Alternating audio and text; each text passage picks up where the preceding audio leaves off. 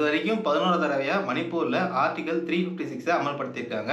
அதாவது பிரசிடென்ட் ரூல அமல்படுத்தியிருக்காங்க. மணிப்பூர்ல நடந்த பிரச்சனையால அங்க இருக்க சிஎம் வந்து ரிசைன் பண்ணதுனால, அடுத்து அங்க யாருமே சிஎம்மா பொறுப்பேத்துக்காதனால என்ன பண்றாங்கன்னா, ஆர்டிகல் 356 அமல்படுத்திட்டாங்க. அதாவது பிரசிடென்ட் ரூல மணிப்பூர்ல 11 தடவையா அமல்படுத்திட்டாங்க.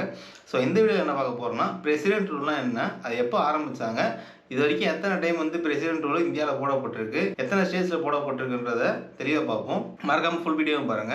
மணிப்பூரை பொறுத்தளவுக்கு 2 கம்யூனிட்டிக்குள்ள சண்டை வந்திருக்கு. அந்த சண்டை வந்ததுனால மணிப்பூர்ல எக்கச்சக்க வீடுகளும் எக்கச்சக்க பேர் கொல்லப்பட்டிருக்காங்க. கிட்டத்தட்ட 1000 கணக்கில் வந்து மக்கள் வந்து அங்கேருந்து வெளியேற்றப்பட்டிருக்காங்க. 200லேருந்து 300 பேர் வரைக்கும் போலீஸாக இருந்தாலும் சரி, பொதுமக்களாக இருந்தாலும் சரி, ஆர்மியாக இருந்தாலும் சரி, அவங்களாம் கொல்லப்பட்டிருக்காங்க மணிப்பூரில். ஸோ இதெல்லாம் நடந்துட்டு இருந்ததுனால அங்கே இருக்க சிஎம் வந்து ரிசைன் பண்ணிட்டாங்க. அங்கே இருக்க சிஎம் ரிசைன் பண்ணதுனால அடுத்து வேற யாரும் அங்கே சிஎம் பொறுப்பேற்றுக்காதனால என்ன பண்ணுறாங்கன்னா, பிரசிடென்ட் ரூல் அமல்படுத்திட்டாங்க. பிரசிடென்ட் ரூல் வந்ததுக்கப்புறம் அது 2 விஷயத்தை கன்ஃபார்ம் பண்ணுவாங்க. ஒன்று வந்து அந்த ஸ்டேட்டில் வந்து அட்மினிஸ்ட்ரேஷன் நியூட்ரலாக நடக்கணும், எந்த ஒரு சார்பும் இல்லாமல் அட்மினிஸ்ட்ரேஷன் நியூட்ரலாக நடக்கணும். இன்னொன்று எலக்ட்ரல் ஸ்டெபிலிட்டி இருக்கணுன்றதுக்காகவும் தான் பிரசிடென்ட் ரூலை கொண்டு வராங்க. சரி, ஃபஸ்ட்டு பிரசிடென்ட் ரூல் என்ன பார்த்தீங்கன்னா, இதுக்கு வந்து 3 ரூல்ஸை தெரிஞ்சுக்கணும். இந்தியன் கான்ஸ்டியூஷனை பொறுத்தளவுக்கு மொத்தமாக 3 ரூல்ஸ் வந்து முக்கியமான ரூல்ஸு எமர்ஜென்சி பீரியடில். ஃபஸ்ட்டு என்ன பார்த்தீங்கன்னா, நேஷனல் எமர்ஜென்சி. நேஷனல் எமர்ஜென்சி வந்து ஆர்டிகல் 352 வரும். அதாவது ஒரு டைம் வந்து இந்திரா காந்தி அவர்கள் வந்து எமர்ஜென்சி அறிவிச்சாங்க இல்லையா, அது வந்து ஆர்டிகல் 350ன்ற நேஷனல் எமர்ஜென்சி கீழே வரும். ரெண்டாவது வந்து ஸ்டேட் எமர்ஜென்சி. ஸ்டேட் எமர்ஜென்சி தான் பிரசிடென்ட் ரூல். இது வந்து ஆர்டிகல் 356ல் வரும். அடுத்தது பார்த்தீங்கன்னா ஆர்டிகல் 360ல் ஃபைனான்ஷியல் எமர்ஜென்சி. இந்த 3 எமர்ஜென்சி ரொம்ப முக்கியமான விஷயம். ஸோ இப்போ வந்து மணிப்பூரில் போட்டது எதுன்னு பார்த்தீங்கன்னா, செகண்ட் ஒன்று ஸ்டேட் எமர்ஜென்சி ஆர்டிகல் 356 படி போட்டிருக்காங்க. சரி, பிரசிடென்ட் ரூல் என்னன்னு பார்த்தீங்கன்னா, பேசிக்காக அங்கே இருக்க கவர்மெண்ட்டை சஸ்பெண்ட் பண்ணுறது. அங்கே யார் ரூல் பண்ணிட்டு இருக்காங்களோ அவங்கள கொஞ்ச காலத்துக்கு சஸ்பெண்ட் பண்ணி வச்சுட்டு அங்கே வந்து பிரசிடென்ட்டை ரூல் பண்ண வைக்கிறது. பிரசிடென்ட் வந்து டேரக்டாக ரூல் பண்ணுவாங்களான்னு கேட்டால் அவங்க பண்ண மாட்டாங்க. பிரசிடென்ட் வந்து கவர்னரை மேனேஜ் பண்ணுவாங்க. கவர்னர் தான் இங்கே ரூல் பண்ணுவாங்க ஸ்டேட்டை. ஸோ இது பிரசிடென்ட்லாம் யார் முடிவு பண்ணுறது பார்த்தீங்கன்னா, அது வந்து சென்ட்ரல் கவர்மெண்ட் தான் முடிவு பண்ணுறாங்க. ஆர்டிகல் 356 பார்த்துட்டோம், அது வந்து பிரசிடென்ட் ரூல் வருது. இன்னொன்று என்னன்னு பார்த்தீங்கன்னா ஆர்டிகல் 355. ஆர்டிகல் 355 என்ன சொல்லுதுன்னு பார்த்தீங்கன்னா, அதாவது ஒரு ஸ்டேட் கவர்மெண்ட் வந்து சென்ட்ரல் கவர்மெண்ட்டோட திட்டத்தை செயல்பட மறுத்தாலோ இல்லை அங்கே வேற ஏதாவது பிரச்சனை வந்தாலோ அது வந்து சென்ட்ரல் கவர்மெண்ட் டேக் ஓவர் பண்ணிக்கின்றது தான் ஆர்டிகல் 355 சொல்லுது. இதுக்கு அடுத்து தான் ஆர்டிகல் 360ல் பிரசிடென்ட் ரூல் வருது. சரி, பிரசிடென்ட் ரூல் எப்படி கொண்டு வரோம்னு பார்த்தீங்கன்னா, அதுக்கு வந்து 2 ரீசனாக கொண்டு வருவாங்க. ஃபர்ஸ்ட் ரீசன் என்னன்னு பார்த்தீங்கன்னா, கவர்னரோட ரெக்கமெண்டேஷனை கொண்டு வருவாங்க. அதாவது அந்த ஸ்டேட்டோட கவர்னர் வந்து இங்கே வந்து சட்ட ஒழுங்கு சரியில்லை அப்படின்னு சொல்லி சொன்னாங்கன்னா அதன் மூலயமா பிரசிடென்ட் ரூலை கொண்டு வருவாங்க.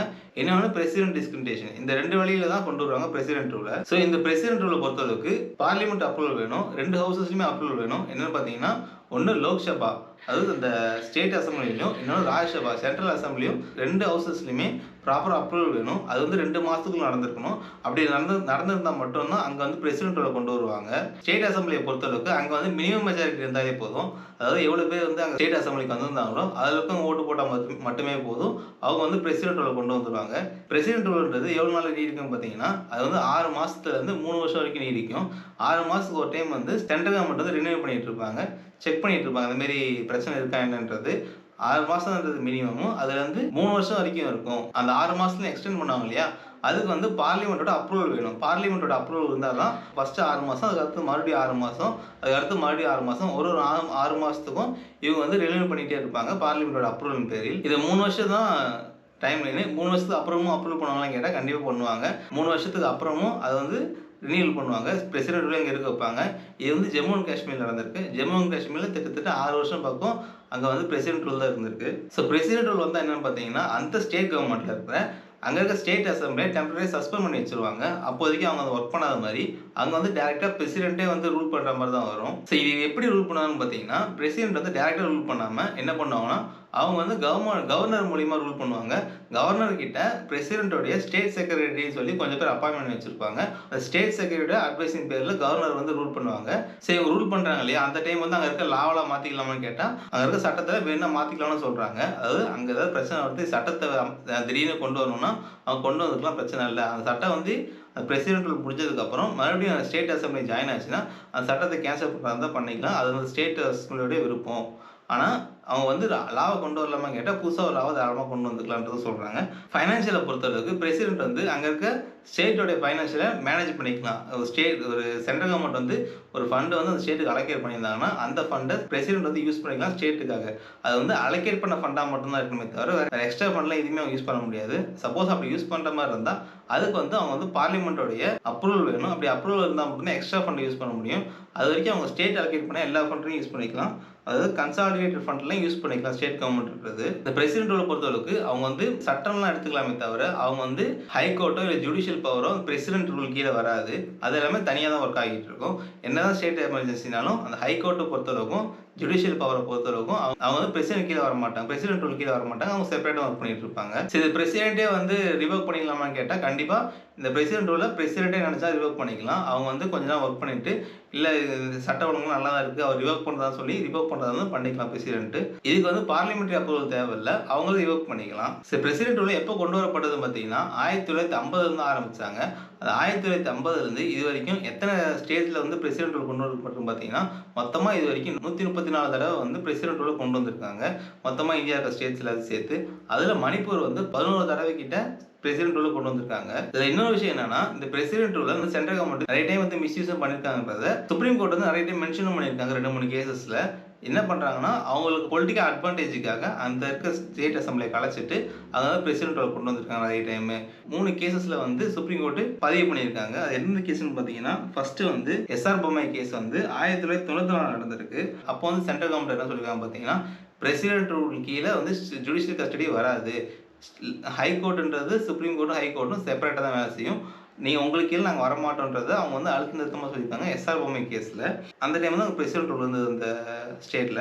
அடுத்தது பார்த்தீங்கன்னா, சர்பானந்தா கேஸ்ல 2005ல கொண்டு வரப்பட்டப்போ, அப்போ வந்து ஆர்டிகல் 355 ஸ்டேட் அசெம்பிளி வந்து நீங்க மிஸ்யூஸ் பண்றீங்கன்ற சொல்லி சுப்ரீம் கோர்ட் வந்து சென்ட்ரல் கவர்மெண்ட் கேட்டிருந்தாங்க.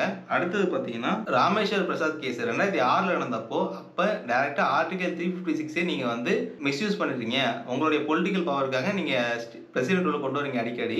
இது வந்து சரியில்லாத விஷயம் அப்படின்றத சுப்ரீம் கோர்ட் டைரக்டா சென்ட்ரல் கவர்மெண்ட் சொல்லியிருக்காங்க.